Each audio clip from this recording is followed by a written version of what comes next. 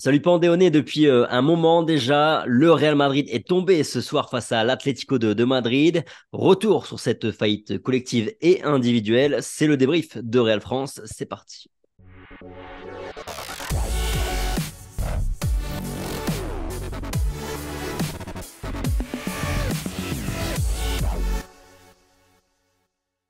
Bonjour, bonsoir à tous, ravi de vous retrouver enfin sur les réseaux Real France. Ça fait un petit moment qu'on ne s'était pas retrouvé, mais là on va reprendre un petit peu plus d'activité, je vous promets. Retour ce soir évidemment sur le match entre le Real Madrid et l'Atlético, défaite 3-1 des Madrilènes. Et on va faire ça en compagnie de Rota. Salut Rota, comment ça va? Pas très très bien, je crois que ce soir on va ouvrir quelques dossiers parce que le match m'a pas plu du tout et je pense que c'est un peu ton cas également. Bien sûr, mais d'abord un petit résumé, ça va être rapide. Un match qui a commencé comme beaucoup d'autres cette saison, à savoir un but encaissé très tôt dans la rencontre et encore par une tête que l'on connaît bien à Madrid parce que c'est Alvaro Morata qui a marqué dès la troisième minute de jeu, un corner, un centre, non un centre pardon, une tête et un but. Je vous décrypte cette action mais je la referai pas parce que les deux autres buts sont les mêmes. Mais allez, le Real va prendre ce second but de la tête par Griezmann et peine vraiment à développer un semblant de jeu dans cette première période. Mais Toni Kroos va relancer un petit peu la machine en marquant un but sur un exploit individuel, une superbe frappe. Le Real domine, pousse et n'est pas loin d'égaliser sur cette fin de première période. Mais finalement, ça fera toujours 2-1 pour l'Atlético. De quoi, malgré tout, nourrir un petit peu d'optimisme pour la seconde période, n'est-ce pas? Sauf que bah, ça aura été pardon, de courte durée, puisque dès le retour des vestiaires, dès la reprise, le Real va reprendre un but, un copier-coller, un centre, une tête d'Alvaro Morata et 3-1 pour l'Atlético qui se remet donc très vite dans son petit confort et qui va plutôt bien gérer ensuite son résultat. Défaite donc du Real Madrid, la première de la saison. C'est quoi ta réaction à chaud, Rota? Bah, comme tu l'as dit en préambule, ça nous pendait au nez et forcément quand on rencontre un adversaire un petit peu plus calibré, un petit peu plus calibré pardon, et qui a énormément d'envie comme c'était le cas des Colchoneros aujourd'hui, bah forcément on voit une différence au tableau d'affichage et malheureusement ce n'est que mérité, cette défaite est méritée. Il y a beaucoup de choses sur lesquelles on peut revenir, mais forcément, force est de constater qu'il y a eu un manque criant tactique, une approche tactique qui n'a pas fonctionné. On le sait, on prend très très peu de plaisir cette saison, si ce n'est sur la petite nouveauté de Jude Bellingham qui nous offre des victoires comme on les aime à Madrid. Mais voilà, mis à part des exploits individuels, et ça a encore été le cas ce soir avec le but de Toni Kroos, eh ben voilà, on n'a pas vu grand chose collectivement de la part du Real. Ça m'inquiète énormément parce que c'est pas plaisant à voir. Et puis surtout parce que le Real Madrid a très très peu de recours tactiques lorsqu'il est mené au score. Donc voilà, un match très très compliqué, mais auquel je m'attendais, même si on était pour le moment sur un sans faute. Ouais. Je ne sais pas si les deux éléments sont réellement liés, un petit peu peut-être, je ne sais pas. Mais un, c'est quoi cette compo de départ? Et deux, c'est quoi cette manie de démarrer autant de matchs aussi mal en prenant un but aussi tôt cette saison? C'est fou. Bah déjà, on l'a dit, on l'avait déjà dit à plusieurs reprises, mais défensivement, il y a quelque chose qui va pas. Dans ce 4-4-2, on concède énormément d'occasions, beaucoup trop d'occasions. Et on l'oublie justement bien trop souvent parce que habituellement on a un Thibaut Courtois qui réalise 600 parades par match et qui nous sauve le cul. C'était le cas de Kepa également ces derniers matchs. Ça n'a pas été le cas aujourd'hui. Il peut pas grand-chose sur les trois buts, mais quand c'est comme ce soir, bah forcément euh, on prend des pions. Et donc défensivement il y a beaucoup de choses à régler. Mais là, la composition de départ, il y a rien qui va. Jouer avec deux attaquants quand il y en a un seul dans l'effectif et donc démarrer le 11 avec tout sauf ce joueur qui est Rossellou, qui en plus est un joueur qui n'est pas un Karim Benzema dont on disposait depuis plus d'une dizaine d'années. Forcément, c'est compliqué. Alors là, petit changement, on essaye de mettre June Bellingham un petit peu plus haut et d'avoir une animation offensive qui est un petit peu plus quadrillée par un milieu à 4. Sauf que je suis désolé, mais Kroos et Modric dans ce système-là, je pense qu'ils n'ont pas les mêmes repères que lorsqu'ils étaient dans un milieu à 3, ce qui fait qu'ils sont beaucoup moins efficients que d'habitude. Et puis pareil, je pense qu'il y a aussi les autres milieux de terrain qui ont moins de repères. Encore une fois, je l'avais dit déjà en début de saison, ça risque de prendre beaucoup de temps et peut-être que ça nous fera taire, mais pour le moment, je vois plutôt des milieux qui sont un peu perdus, une animation offensive, animation avec une alimentation des milieux de terrain qui est proche du néant qu'autre chose. Donc, je suis pas certain que ce soit le système qu'il faille mettre en, et surtout par rapport au type de profil dont on dispose dans l'effectif. Ouais. Et puis en vrai, s'il va au bout de son idée, là, avec son 4-4-2, enfin, il y avait même qu'un attaquant, véritablement, avec Bellingham peut-être un peu plus haut que d'habitude, plus Modric. Enfin, si tu vas au bout de cette idée-là, pour moi, tu dois mettre quand même Rosselló et tu sors à ce moment-là Rodrigo, ou alors tu sors Modric et tu mets Rodrigo un petit peu plus bas. Enfin, ouais, c'est vrai que j'ai pas du tout compris cette équipe, cette compo de départ. Mais en vrai, c'était quoi le plan de jeu pour toi ce soir? Si tu essaies de te mettre un petit peu dans la tête de Carlo Ancelotti, dans l'idée, c'était quoi? C'était avoir une forte possession, maîtriser le rythme, bien défendre et croiser les doigts pour un exploit individuel. C'est ça en fait. Alors je me dis que forcément c'est impossible qu'un coach puisse réfléchir ainsi. Donc non, c'est pas le but. Par contre, je suis pas certain du tout. Enfin, moi je pense pas qu'il souhaite avoir la possession. Carlo Ancelotti, c'est même un entraîneur qui, à mon sens, refuse la possession. Et il l'a encore refusé face à une équipe qui refuse plus la possession que n'importe quelle putain d'équipe sur Terre. Donc c'est quand même assez incroyable. On s'est fait quand même plutôt baladé sur les premières minutes. Et forcément, après, quand il y a 1-2-0, l'Atlético lâche un peu le ballon et forcément, on se crée un petit peu plus de brèche et on a la possession par conséquent. Mais moi, je pense surtout qu'il avait envie de quadriller ce milieu de terrain de l'Atlético et sevrer un petit peu de ballon des joueurs comme Griezmann, parce qu'on sait que c'est quelqu'un qui alimente énormément Alvaro Morata et qui peut également servir de pivot pour jouer sur les côtés.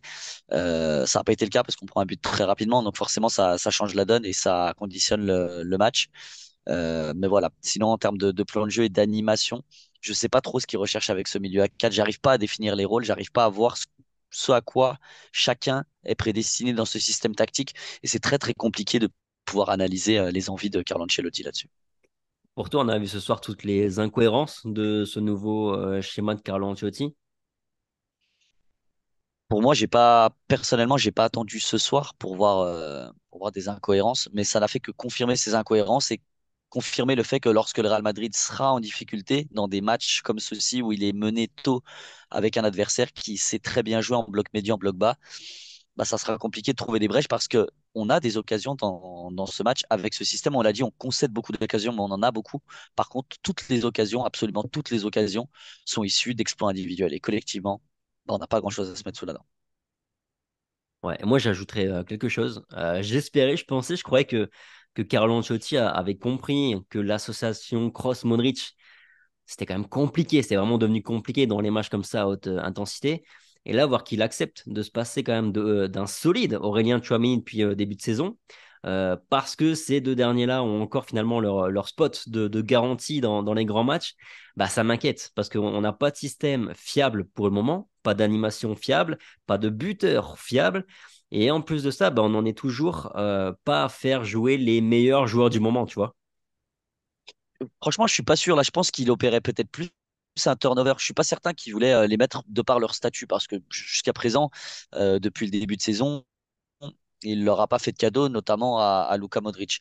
Maintenant, le rôle, leur positionnement sur le terrain, celui de Kroos a considérablement évolué et c'est celui quand même qui climate un petit peu le mieux des deux, même si je trouve qu'il a eu beaucoup de mal aujourd'hui.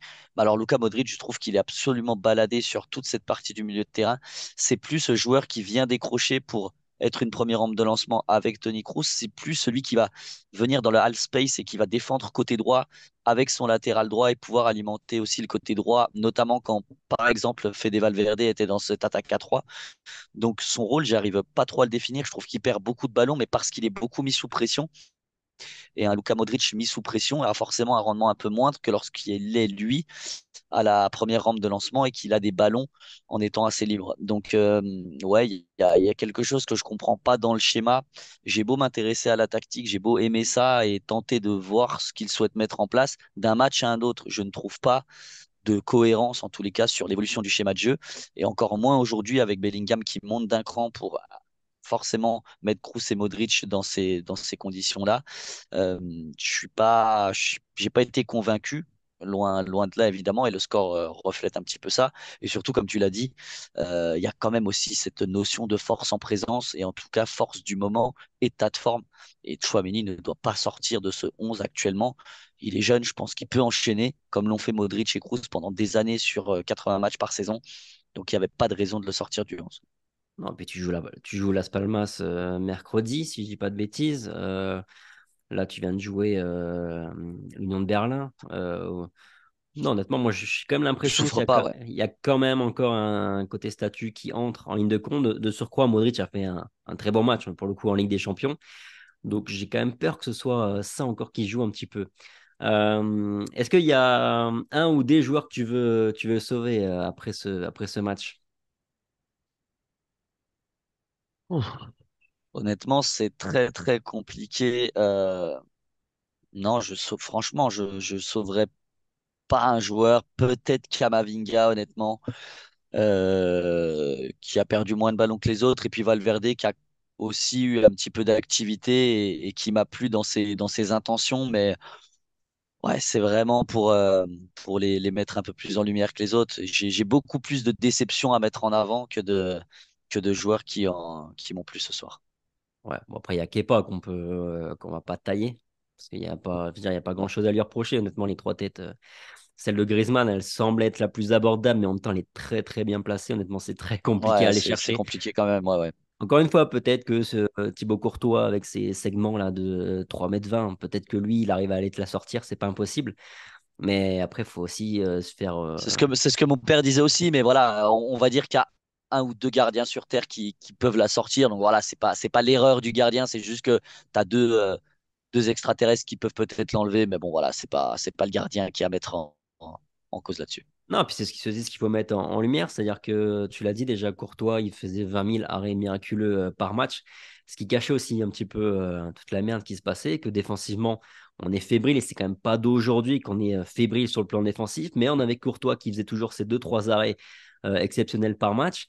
Là, on n'a pas Thibaut Courtois, on a Kepa qui est un très bon gardien, qui a été excellent sur le dernier match d'ailleurs, qui nous a sauvés aussi.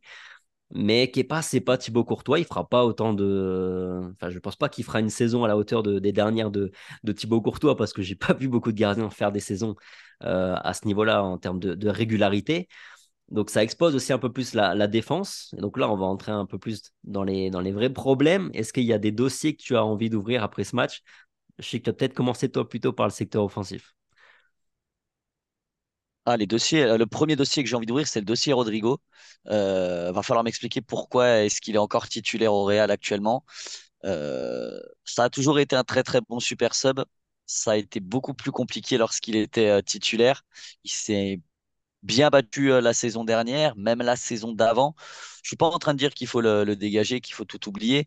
Je dis juste que quand il est dans un état de forme comme il est depuis le début de saison, il n'a pas à jouer autant de minutes dans un match. Je le trouve absolument catastrophique.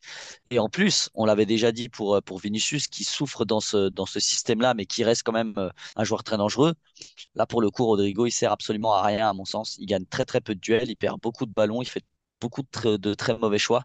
Donc voilà. Et en plus, il n'est pas décisif du tout. Donc quand je vois que Brahim Diaz a que très très peu de miettes, même s'il en a eu un petit peu plus aujourd'hui, et qu'il est capable d'éliminer bien plus que lui, 10 fois plus que lui dans un match, je me dis qu'il y aurait matière à les mettre un petit peu plus en concurrence, même si c'est pas le même profil, même si c'est pas le même rôle, même si c'est des gabarits qui sont différents. Voilà, je pense que Rodrigo mériterait d'aller voir un match ou deux sur le banc et de se remettre un petit peu les idées en place parce que ce qu'on voit de lui en ce début de saison, c'est pas acceptable pour le statut du Real. Ouais, bah, il est clair que là, au coup d'envoi, il n'est pas mis dans les meilleures dispositions. On veut dire, se retrouver entre Hermoso, Savic et compagnie tout seul, c'est pas un cadeau. Il n'est pas à son poste. Mais effectivement, on le sent déjà Il y a un un pas. minimum à faire. Il y a un Voilà, minimum à faire quand même. déjà un, on le sent pas prêt à être leader d'attaque du Real Madrid. Et puis son positionnement, c'est une chose, mais évidemment que ça explique pas tout. De surcroît, en plus, c'est un joueur qui dézone. Il touche donc des ballons dans ses zones à lui. Mais c'est clair qu'il y a une grosse perte d'efficacité cette saison. Ça, c'est indéniable. Moi, je vais tirer sur l'ambulance ce soir, mais c'est parce qu'il a été catastrophique et j'ai du mal avec l'idée. Mais j'ai du mal avec l'idée d'avoir un défenseur central qui est moyen défensivement dans les grands matchs. Et là, je parle de David Alaba. Moi, c'est un peu le dossier que je vais ouvrir. Alors oui, c'est un leader, oui, c'est un super relanceur, c'est une garantie. C'est un défenseur qui est intelligent, c'est pas une pipe, c'est pas ce que je suis en train de dire, mais il est quand même moyen défensivement globalement. Et actuellement, bah, il est exposé aussi parce que Thibaut Courtois n'est pas là, on l'a dit, pour faire X miracles par rencontre, que Militao n'est pas là non plus pour prendre 9 ballons sur 10 qui viennent traîner dans la surface du Real Madrid. Et qu'à sa gauche, bah, il n'a pas non plus une grande garantie comme il l'a eu avec Ferland Mendy, parce que Fran Garcia, on va en parler un petit peu après, mais lui aussi, c'est très compliqué. Donc, je sais pas, mais alors attention, encore une fois, je dis pas que David Alaba c'est une pipe, mais moi ce soir sur nos quatre défenseurs, tu vois, par exemple, bah j'en vois trois qui ne sont actuellement pas des références à leur poste et on est le Real Madrid, quoi. Ouais, bah comme tu le disais en off, je pense qu'il y a trois joueurs sur les quatre, trois défenseurs sur les quatre qui aujourd'hui n'ont pas leur place dans le 11 du Real Madrid.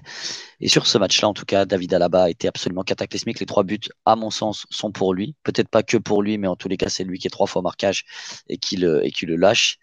Notamment les deux sur Morata. Pour moi, c'est absolument inadmissible. En plus, les deux fois, ça arrive en deux débuts de mi-temps. Donc, c'est des moments où tu es censé être absolument concerné et concentré.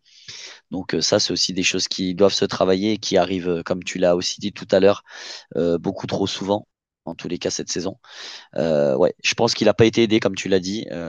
Fran Garcia, défensivement, c'est waouh. C'est pareil, il va falloir se mettre au diapason parce qu'il y a Ferland Mendy qui revient et par contre, lui, pour le coup, défensivement, bah, c'est un morceau, même s'il n'a pas fait une rentrée incroyable non plus, mais on sait très bien que défensivement, ça sera une valeur sûre et qu'il apporte beaucoup d'équilibre, ce que n'apporte pas le jeune Espagnol pour le moment. C'était compliqué pour Lucas Vasquez également, et puis c'était pas le meilleur match de Rudiger dans l'axe, mais vraiment clairement, David Alaba a vécu un sale match, une sale soirée, et c'est vrai que dans les gros matchs, ça lui arrive assez. Alors, je vais pas dire assez régulièrement, ce serait un petit peu fabulé, mais ça lui est arrivé plusieurs fois. Et je me dis, encore une fois, hein, vous allez dire que je suis pro-espagnol et que je suis un peu trop patriote, mais Nacho, s'il était brésilien, je pense que très honnêtement, ça ferait longtemps qu'il serait dans cette défense du Real parce que c'est clairement un joueur très très régulier et de ne pas le voir jouer alors que David Alaba fait des performances vraiment très très moyennes en ce début de saison, bah, ça me dérange un peu et quand c'est dans un derby et que trois fois il est coupable de mauvais marquage et qu'on perd le match, bah, ça me dérange d'autant plus. Ouais, clairement, parce que là, au-delà des buts, dans les duels, dans tous les duels, quasiment, David Alaba, il est pas dedans. Et je me réfère pas juste à ce match-là quand je dis ça, attention, évidemment. Mais je trouve que, bah, finalement, et tu vois, une question que je me suis posée, moi, en me faisant cette réflexion-là pendant le match, je me disais, mais est-ce que Alaba, il fait partie des 10-15 meilleurs défenseurs centraux actuellement, honnêtement? Est-ce que c'est un des dons que tu me sors dans les 10? Je suis pas sûr, hein. Honnêtement, je sais pas, c'est tellement subjectif ça. Moi, je suis pas très très fan de ça, mais alors actuellement, je te dirais non. Maintenant, il a aussi des matchs références Bien sûr. l'an passé, il y a 2 ans. Donc, il a aussi fait de très très grosses performances dans les gros matchs. Il a déjà gagné la Ligue des Champions chez nous. Il a quand même eu un rôle plutôt majeur. Maintenant, ouais, c'est vrai qu'actuellement, non, pas du tout. Et c'est criant d'inefficacité. Et en plus de ça, pour compléter un petit peu ce qu'on disait auparavant, je trouve que le Real Madrid a beaucoup moins besoin de ses qualités de relanceur. Par exemple, dans ce match, c'est même Simeone qui l'a dit en conférence de presse. Ancelotti avait mis un milieu à 5, il a pris des risques pour pouvoir faire le jeu. Donc je suis pas certain qu'on avait besoin, par exemple, d'un très très bon relanceur ce soir. Le choix, on sait qu'il se fait pas que sur sa relance, mais c'est quand même sa qualité principale ou l'une de ses qualités principales. Et pour le coup, là, on en avait peut-être un petit peu moins besoin. On avait peut-être besoin de quelqu'un d'un peu plus solide. Et David Alaba n'a pas répondu présent du tout. Et c'est vrai qu'en ce moment, il est en grande difficulté. Oui, ça reste un top défenseur, hein, bien sûr, c'est pas ce que je veux dire, mais effectivement, on va dire, dans ses qualités premières, c'est pas du tout sa force dans les duels, tout ça, et dans les matchs comme ça, avec une force adversité en face, bah, pas assez régulièrement, mais de temps en temps, quand même, il se fait bien bouger par son attaquant, et par exemple, c'est vrai que on parle de la fébrilité défensive globalement du Real Madrid, mais on peut dire que le côté Rudiger Carvajal, quand il était là, ça tenait plutôt bien la baraque. C'est surtout le côté gauche où on a un problème avec Alaba plus Fran Garcia. Fran Garcia, qui lui aussi, il faut le dire, c'est catastrophique. Bon, en fait, Fran Garcia, l'avantage qu'il avait sur les deux derniers matchs, c'est qu'il a été décisif. Et forcément, bah, c'est un petit peu comme Marcelo. Marcelo, c'est souvent ce qui lui est arrivé au Real Madrid. Alors, je suis pas en train de dire que c'était une pipe défensivement, mais presque. J'ai toujours défendu cette thèse-là. Marcelo est le latéral offensif, peut-être l'un des meilleurs de l'histoire. Peut-être même qu'offensivement, il était meilleur que Roberto Carlos. Mais par contre, défensivement, pour moi, c'est un joueur qui était très, très faible. Et le petit Espagnol, c'est un peu ça. C'est-à-dire qu'il va masquer ses carences défensives par ses passes décisives ou par ses qualités offensives. Mais par contre, quand offensivement on le voit très peu, comme ça a été le cas ce soir, eh ben là tout de suite ses carences défensives elles sont beaucoup plus mises en valeur et on se dit bah ouais le gars c'est une bite quoi. Clairement c'est très très compliqué pour lui et aujourd'hui ouais franchement il a pas du tout aidé à la balle a pas aidé. Enfin bref voilà c'est aussi des c'est des associations le foot c'est des associations c'est la charnière centrale c'est tes deux ton central gauche avec ton latéral, pareil de l'autre côté, ton latéral avec ton ailier. Et forcément, quand il y a une association où les deux souffrent, bah, ça se voit dans un match, surtout dans un match de haut niveau, et face à des adversaires comme ceux auxquels on était confrontés ce soir. Oui, puis on en revient toujours à la même chose, à la cohérence collective de ce que, à la fois des idées de jeu que tu veux mettre en place. Est-ce que tu as vraiment besoin, est-ce que tu veux un défenseur comme Fran Garcia qui joue très offensif et qui permettra, bah, comme Marcelo à l'époque, de masquer un petit peu ses erreurs défensives, enfin, ses manques défensifs? Ou est-ce que bah, tu as besoin d'un Ferland Mendy et avec Carlo Ancelotti, avec ce qu'il veut mettre en place, je pense que tu as surtout besoin d'un Ferland Mendy finalement. Ah bah clairement, clairement. Et puis moi je l'ai toujours dit, j'ai toujours été un fervent défenseur de Ferland Mendy. On l'a encore vu l'an passé, lorsqu'il était absent.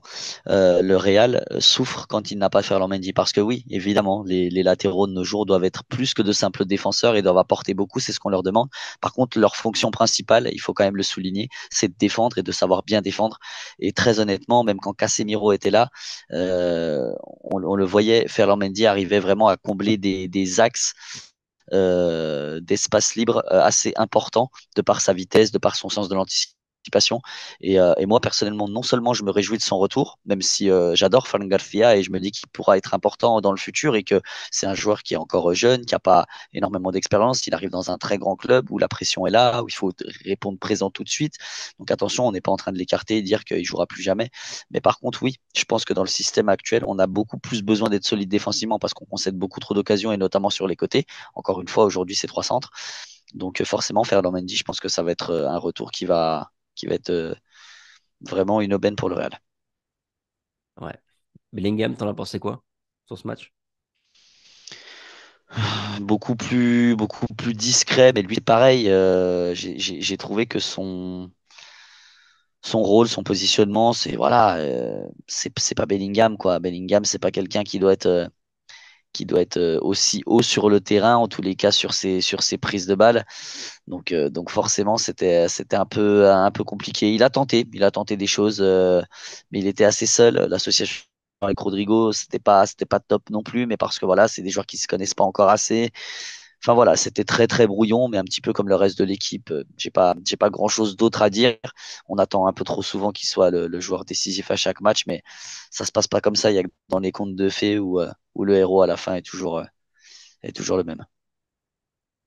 Ouais. En conclusion, le Real a perdu sa première place. Tu vois comment les semaines à venir?